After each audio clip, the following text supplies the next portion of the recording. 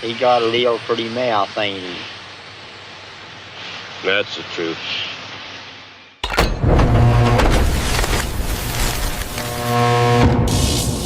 Fusebox. This is Fusebox 278, Smarmageddon. And you are looking mighty good in them jeans, boy. Well, alrighty then. I suppose You look like you've been working out there, boy. Stop that. Stop that right now. Stop it. Stop it, I say. You're blushing, bro. Are you embarrassed by my sultry charm and sexy innuendo? If I'm embarrassed at all, it's by your banjo playing. But trust me, that's really not embarrassment, you see. That's fear with a dash of suspicion. Dude, I can smell the fear from way over here. Can you smell that smell? Oh, yeah, it smells like fear, all right. Fear with notes of suspicion and regret. And a hint of slime. Slime. Yes. That's how the slime slimes when it slimes you. With you and your... Baseless reporting is that absolute lie. It was never said. It never happened. And I will serve in this administration As long as the president and the attorney general want me to do. And still, those slimy assholes lie. Exactly. And Patel's lawsuit even says that it did, in fact, happen. And he did, in fact, freak out when trying to log on to his account at the FBI. Too many drunken nights at the Pink Poodle Club in Vegas for that wonky-eyed shit pickle to remember? A safe bet, indeed, Mr. Keynes. I saw what you did there. Hello, friends, and welcome in to this exquisitely and thoroughly smarmified version of Fusebox. Well, that's putting it mildly. Yeah, number 278, greasily titled Smarmageddon. And boy, howdy, we got this here a big old pig full of smarmy swill to sift through, let me tell you. But first, I am your fully inflatable, semi-immersible, and rubbed with a rapid unguent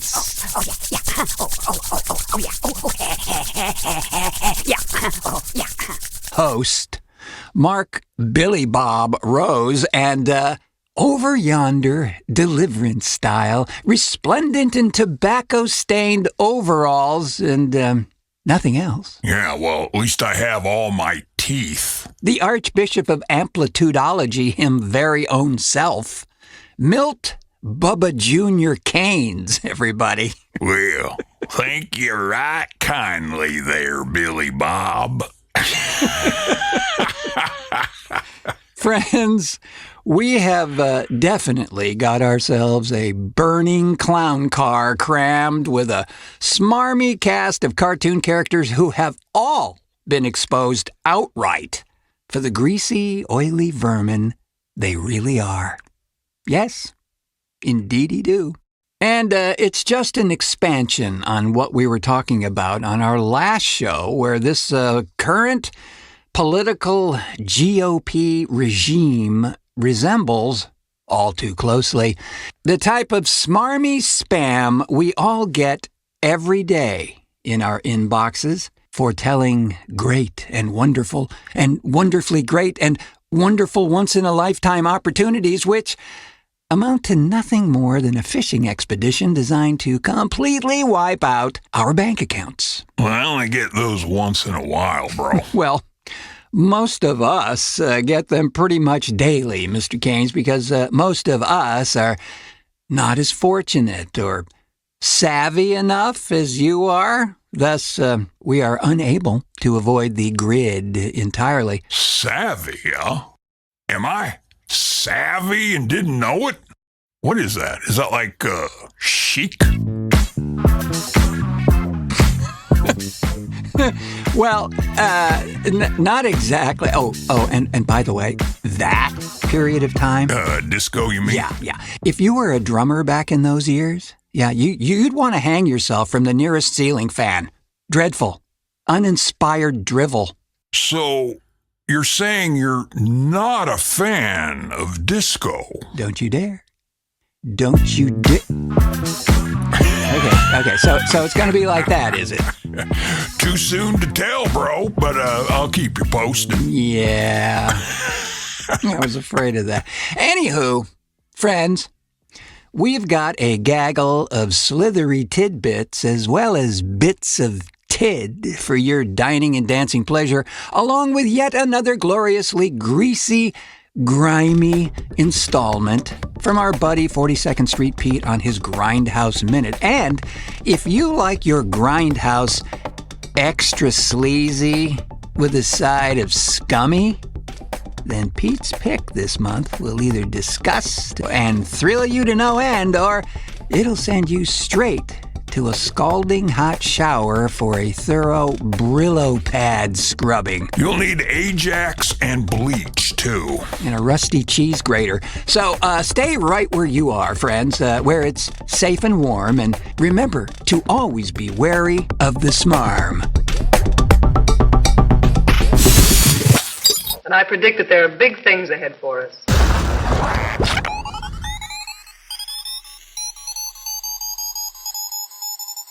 Bloodthirsty homicidal killer. And he makes house calls. Dr. Butcher, MD. You like that one, guys? Zombies! Yay! Oh, it's a classic. Zombie Holocaust. Or retitled as Dr. Butcher, MD, Medical Deviant. Oh, how did I learn about all this? Well, back in the day, through magazines. Famous Monsters, Castle of Frankenstein, things like that. Yeah, like the ones I have upstairs. But you know what? There's a new place to go for info about stuff like this and everything else in the Grindhouse world. Yes, there is, Milo. It's called Grindhouse Resurrection Magazine. And it's jam-packed with articles about these films. The folks who write for GRM, they lived it. And there's a piece in the premiere issue all about early zombie movies without a bite. You should check it out. There's a link in the show description to get your paws on a copy. Grindhouse Resurrection! Yay!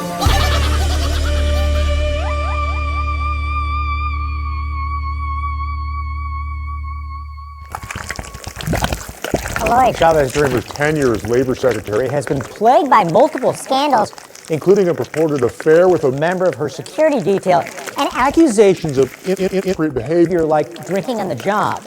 In a statement, Chavez, while my time serving in the administration comes to a conclusion, it doesn't mean I will stop fighting for American workers. I'm looking forward to what the future has in store as I depart for the private sector. Chavez Dreamer had been facing an investigation from the Labor Inspector General for potential misconduct. That investigation has already forced out multiple top staffers, including her former chief of staff and a member of her security detail who's accused of having an affair with. The current Deputy Secretary, Sonderling, will take on the role of acting Secretary of Labor.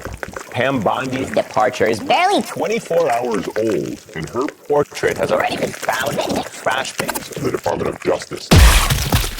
And we're back. As opposed to front? Huh? What? You said... Wait, are you doing something here? Does something need done here? Wait, huh? What? What is happening here? Anyway? Let me help you out, bro. So, exactly how many of Trump's appointed ass clowns have been booted to the curb since last month? Well, thanks for the save. Anyway, 3, I believe. Maybe 4. I don't know. I've lost count myself. Noam, Bondi, Chavez, DeReamer. Noam and Bondi should have been fired twice. Patel and Hegseth are next, I hope. After that, who the hell even knows? Too many to choose from. Tulsi Gabbard may be imminent. You know, she might actually be too stupid to fire. Holy carp. Oh, and don't forget that wannabe SS officer, what's his name? Bovino? Greg Bovino? Yeah. And add to the list the head of ICE, Todd Lyons. Now, the guy that replaced him... Holman or Hellbent or Homan Gomez? Yeah, Homan. Yeah, Tom Homan. Now, that guy... He just sounds like he has an entire can of cocktail wieners stuffed in his mouth. His purty mouth? Yes, his purty, lying, racist mouth. Yep. Welcome to Special Projects, folks.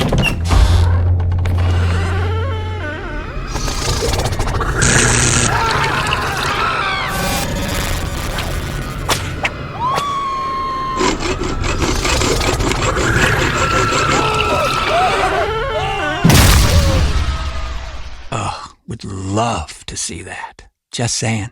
It's so cozy in there, folks. So to refresh here, friends. For those of you scoring at home. Yeah, here's the list of the 14 folks that Herr Trump himself hired, then sent packing in his second term. So we got Doge leader Elon Musk, Homeland Security Secretary Kristi Noem, Attorney General Pam Bondi, Labor Secretary Lori Chavez DeRemer, National Security Advisor Mike Waltz, Deputy FBI Director Dan Bongino, Border Patrol Commander at Large Gregory Bovino, Special Government Employee Corey Lewandowski, Acting ICE Director Todd Lyons, National Counterterrorism Center Director Joe Kent, who opposed, and that's why he was canned, CDC Director Susan Menarda, also, same reason, General Charles Q. Brown Jr., and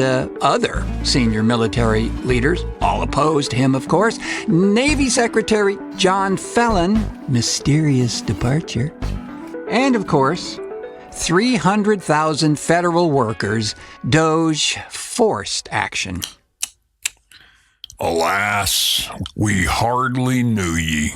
And it couldn't have happened soon enough, since most of those idiots shouldn't have been appointed at all. Gotta wonder, bro. How long is this directionless, flaming MAGA clown car gonna roll with that fat orange complete idiot at the wheel? You know?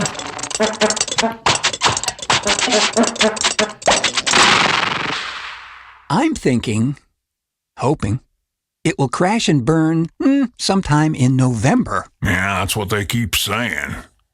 You know, the only thing I want is, if the Congress flips blue, that they stop playing the diplomacy game. Yeah. For the love of law and order, stop writing stern letters or issuing verbal warnings and denouncements, and nail these Republican asshats for what we all know they've been doing immorally and or criminally. And have been doing. I hear you. We've had a lot of hand-wringing and denouncements on the Democrat side to no avail. So it's time to really get serious and actually hold people accountable. And by the way, we'd be remiss if we didn't also point out that in the Smarmageddon going on right now, Democratic Congressman Eric Swalwell was also shown the door because of allegations of skanky and oily behavior on his part. So...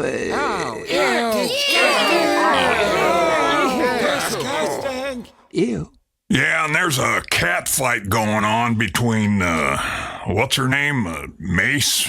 Nancy Mace and Corey Mills. Seems clear to me they both have enough damn skeletons in their closets to fill a damn cemetery, so I don't know. When in doubt, Show 'em the door. To special projects. Here's that door.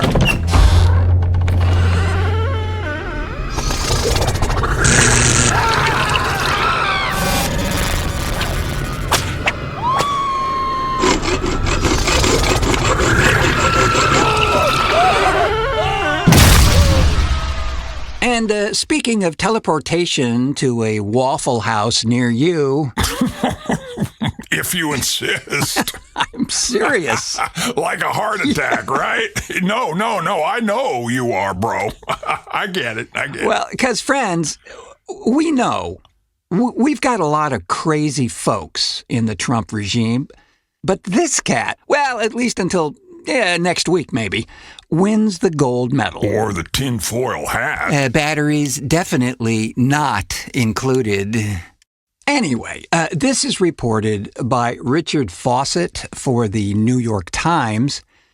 Greg Phillips, who is in charge of responding to fires and floods for FEMA, says the hand of God suddenly and mysteriously moved him to a 24-hour breakfast spot in Rome, Georgia.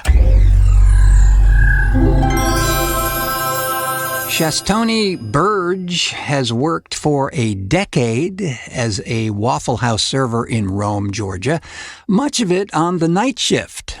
Ms. Burge says she was once punched in the face by a customer, saw someone overdose in the bathroom, and one night a man took all the steak knives and threatened the staff with them. But she has never seen anyone teleport to the Waffle House. I've seen it all, says Miss Burge, but I've never seen that. Nor, Miss Burge said, has she ever laid eyes on Greg Phillips, a top official at the Federal Emergency Management Agency who has generated numerous headlines for his claim that he once teleported to a Waffle House in Rome, a city of 39,000 people, northwest of Atlanta. Indeed, among 24 workers and regulars interviewed at Rome's 3 Waffle House locations, none said they were aware of anyone traveling to the 24-hour restaurant by paranormal means, despite their reputation as powerful magnets for the sort of idiosyncratic characters who tend to surf the psychic fringes of the American South. In December, Mr. Phillips, 65, a former top health official in Texas, was appointed to head FEMA's Office of Response and Recovery. The office, with more than 1,000 employees and a budget of nearly $300 million, is central to FEMA's job of responding to disasters like hurricanes, earthquakes, and fires. Mr. Phillips was known at the time as a proponent of election fraud conspiracy theories, some of which were, of course, amplified by, well, you know who. Things got stickier for Mr. Phillips last month when an investigative report by CNN detailed how, on podcasts and social media, he had propagated other conspiracy theories, used violent rhetoric in discussing former President Joe Biden, and recounted how, on 2 occasions, he had somehow found himself being moved by forces beyond his control dozens of miles from 2 different starting points in Georgia. Teleporting is no fun, Phillips said on the podcast Onward, which is hosted by a conservative activist. Mr. Phillips wrote on Truth Social, Trump's social media platform, that the incident took place while he was heavily medicated as part of a cancer treatment. But he also described it as a miracle performed by God. Or by a drug dealer selling meth out of his van down by the river. The word teleportation was not mine, Mr. Phillips wrote. It was used by someone else in the conversation, reaching for language to describe something with no easy name. The more accurate biblical terms are translated or transported. Not new ideas for people of faith, he said. And to button up this deliriously mushroom-infused report, former Republican State Representative Matt Gaetz recently said that a U.S. Army official had told him about hybrid breeding programs, where captured aliens were breeding with humans to create some hybrid race that could engage in intergalactic communication. MAGA Mantis aliens, bro.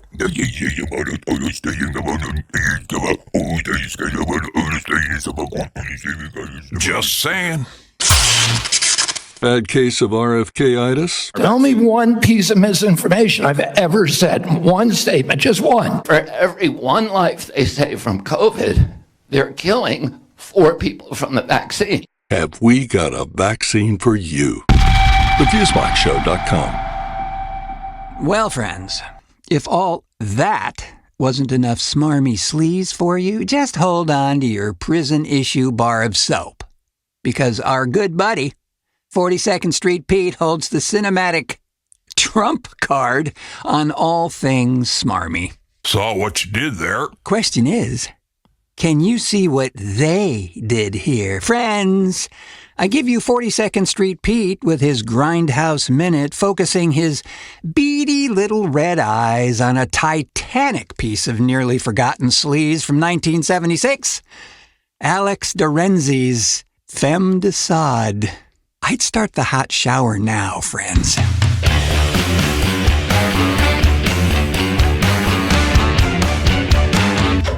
And now it's time for another Grindhouse Minute with 42nd Street Pete.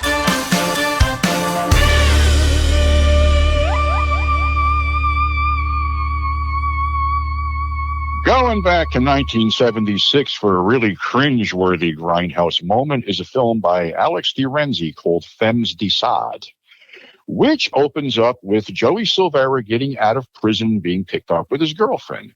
But then this other guy gets out of prison. This guy is almost 7 feet tall. His name is Rocky de Sade. And he bums a ride with Joey back to the girlfriend's house where Joey's going to do the girlfriend. Well, he leaves Rocky in his car, and Rocky's sitting there swilling beer, and for whatever reason just whips it out and takes a piss in front of everybody. Then goes in and sees them making it and decides that he wants some prison sex, so he beats the shit out of Joey, drops trow, bangs the chick, beats Joey up some more, and then steals Joey's car and leaves. So now he goes down into the Tenderloin, where he's basically picking up hookers and abusing them, and in one tender scene, he tells the hooker that's going down on him she's doing a shitty job, and then he actually shows her how to do it. Now, probably most guys watching this scene said, well, basically, if I could do that, I'd never leave the house, but that's beside the point. So anyway, after abusing a bunch of hookers, there's a subplot going on about an S&M ball run by this bookstore where Rocky just wanders in and takes an invitation. So knowing that Rocky is going to be at this ball, all these hookers decide to set him up. So he comes in dressed like an executioner, but this is about a 15-minute nonstop orgy scene with twinks, femboys, transsexuals, lesbians, you name it, and even a dog wanders through at one point. So all these chicks surround Rocky and start, playing around with him and stuff like that. Then, unbeknownst to him, they're wrapping chains around him to subdue him. And then one chick rapes him with a dildo. They knock him down. They squat on him, pee all over him, and then one girl drops a huge chalupa on his chest as we fade to black. Now, they had said in the write-up about this film that there supposedly was a scene with a dog, but that was taken out because it would have been in bad taste. Bad taste? Well, let me tell you something. This whole film is in bad taste, and it played at, I believe it was the Cameo, which was on 8th Avenue in New York City, which had a reputation for showing really weird shit like this. So I don't know if there's an intact print of this floating around, but, it's definitely worth seeking out. Stay safe. We'll catch you on the flip side. This has been another Grindhouse Minute with 42nd Street Pete.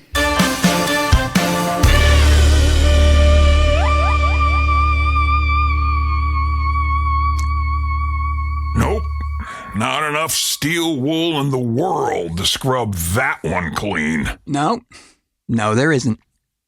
But hey, fits in perfectly with the oily smarm we've been talking about today, don't you think, Mr. Keynes? Why, we could pontificate and expound endlessly about Mr. DeRenzi, I dare say. Shocking. Not. But we shan't pontificate nor expound further. Instead, who, if anyone, did Epstein traffic young women too, besides Himself, there is no credible information. None. If there were, I would bring the case yesterday. That he trafficked To other individuals. The information we have again is limited. So the answer There's no one For the information that we have in the files. in the case file. Okay. to button up this show on a hopefully encouraging note, let us report that there has been forward movement on the Epstein files, which is coming from within the Department of Justice, surprisingly enough. You don't say. But I do, Mr. Keynes. After the DOJ admitted to withholding 200,000 pages from the public, Democratic Representative Ro Khanna said it clearly. They're already breaking the law. Just a few days after intense bipartisan pressure from Khanna and Republican Representative Thomas Massie, the DOJ's own internal watchdog announced it was launching an audit into whether the Trump regime complied with the Epstein Files Transparency Act. The Inspector General operates with more independence than any prosecutor Trump has already fired or replaced. According to Deputy IG William Blyer, the audit will, quote, will evaluate the DOJ's processes for identifying, redacting, and releasing records in its possession as required by the Transparency Act, end quote. So the audit is open, and the findings will be on the record.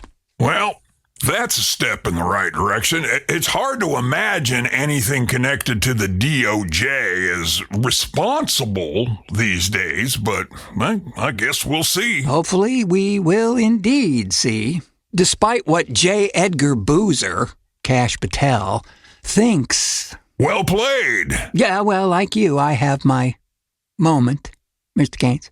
Yeah, I usually pull a muscle when I have my moment, bro. The struggle is indeed real, friends. And with that,